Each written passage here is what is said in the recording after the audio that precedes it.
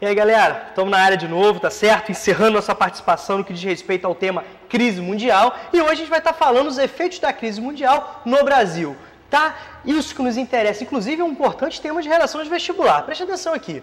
O Brasil não está com medo dessa crise. No caso, é uma charge, tá? Que representa o discurso de Lula e dos seus ministros. Será que ele está com razão? Até que, se a gente levar em consideração alguns pontos, ele está com a razão, tá? De acordo com alguns especialistas do FMI, o Brasil será um dos poucos países, tá, que vão sofrer pouco com a crise mundial. Na verdade, essa aqui é uma capa da revista Veja, em 4 de março, né, uma edição de 4 de março, que chama a atenção, tá lá, o Brasil e a crise, tá bom? Na verdade, ela vai estar chamando 10 pontos para o brasileiro ficar meio tranquilo com a crise. Só que, na verdade, a gente pensa, peraí, quer dizer que isso é uma particularidade do governo Lula? Não. O governo Fernando Henrique, tá? Quando o governo Henrique começou, o governo começou a crescer, a produção industrial começou a crescer em torno de 5%. Quando o Lula entrou, o Brasil começou a crescer em 20%. Isso aí, meu Deus, para que isso? Como que foi isso? Na verdade, o Brasil se valeu do crescimento do mar da globalização. E o barquinho brasileiro, né, começou a acompanhar esse mar e começou a subir também. O segundo ponto, tá, foi a natureza que nos deu. Por exemplo, o Brasil é o maior produtor de alimentos. O Brasil, agora há pouco tempo, descobriu uma camada de pré-sal, tá, que vai levar o Brasil de importador de petróleo para exportador de petróleo, se isso for confirmado, tá certo? Então a gente vai estar lá no primeiro ponto analisando reservas de 200 milhões de dólares intocadas depois de 6 meses de crise. Rômulo, o que é isso? Na verdade, tá? Essa aqui é um gráfico, tá bom? Que o Banco Mundial fez em relação ao PIB. A economia mundial está crescendo numa média de 0,5. O Brasil tá numa média de 1,5, só atrás da Índia e da assustadora China, tá certo? Isso representa uma estabilidade muito grande. Primeiro, por que essa estabilidade? Clientela vasta. O Brasil não depende somente de um comprador. Por exemplo, o México, 80% das exportações do México são para os Estados Unidos. Em tempo de crise, você tem um parceiro econômico importante, você está lascado.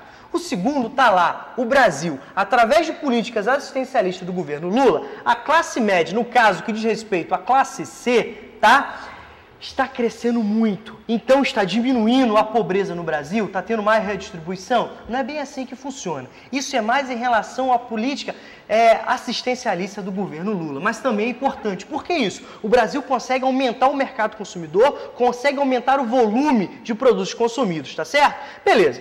O segundo ponto foi a natureza que nos deu, tá? É a camada de pré-sal. Preste bem atenção aqui. Essa camada que chega a uma profundidade de 8 mil metros, tá?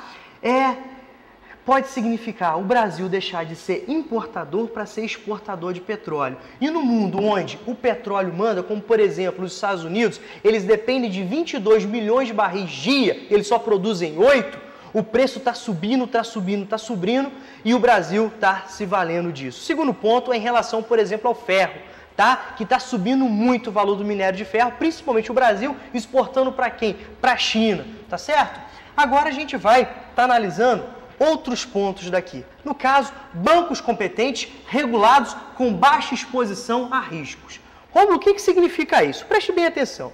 No caso, para um banco, tá? Ele não ter tanto risco assim, para cada 12 dólares investidos, ele tem que ter um acumulado. Olha os bancos dos Estados Unidos. Olhem bem, tá certo? Aqui está representado pelos dois maiores grupos privados, né, as duas maiores instituições financeiras privadas do Brasil, o Bradesco e o Itaú, que estão positivos, tá? Agora olha, por exemplo, o Citigroup, tá?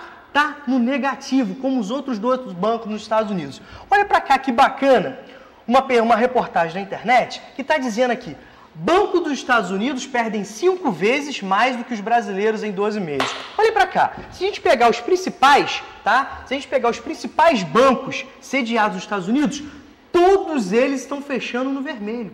Todos eles estão negativos. Mas por que isso, Rômulo? Como que funciona isso? Na verdade, tá? A gente tem, tá? Um investimento de pouco risco. Tá lá, tá bom? O Brasil só arrisca 40% do seu PIB. Segundo, o crédito no Brasil é controlado, o Banco Central tem uma política de controle, tá? Ele só gosta de emprestar dinheiro para acionista, pensionista, onde ele vai estar recebendo em folha, tá bom? Por exemplo, no Brasil, tem uma política totalmente diferente dos Estados Unidos, uma cultura diferente dos Estados Unidos. Um cara hoje passa cheque sem fundo, no outro dia já dificulta o segundo, já dificulta o terceiro, tá? O cara sempre tá pedindo empréstimo, não está conseguindo, tem muita burocracia. Isso garante que tem um pouco risco, tá certo? Tranquilo? Então, galera, só para resumir tudo isso que eu falei, preste bem atenção aqui. O Brasil começou a crise com uma reserva externa de 205 bilhões e está hoje com 200 bilhões. Olha a Rússia, por exemplo, ela teve um decréscimo de mais de 100 bilhões de dólares. Então, o Brasil conseguiu sair da crise com um saldo positivo externo, inclusive interno também, em torno de 186 bilhões de dólares. Isso proporciona o Brasil ter uma estabilidade, ter dinheiro para investir em algum setor de crise, um setor que precisa de intervenção do Estado. Isso dá uma estabilidade para o governo brasileiro. Tá certo, galera? Então, é isso. Muito obrigado. Até a próxima. Valeu!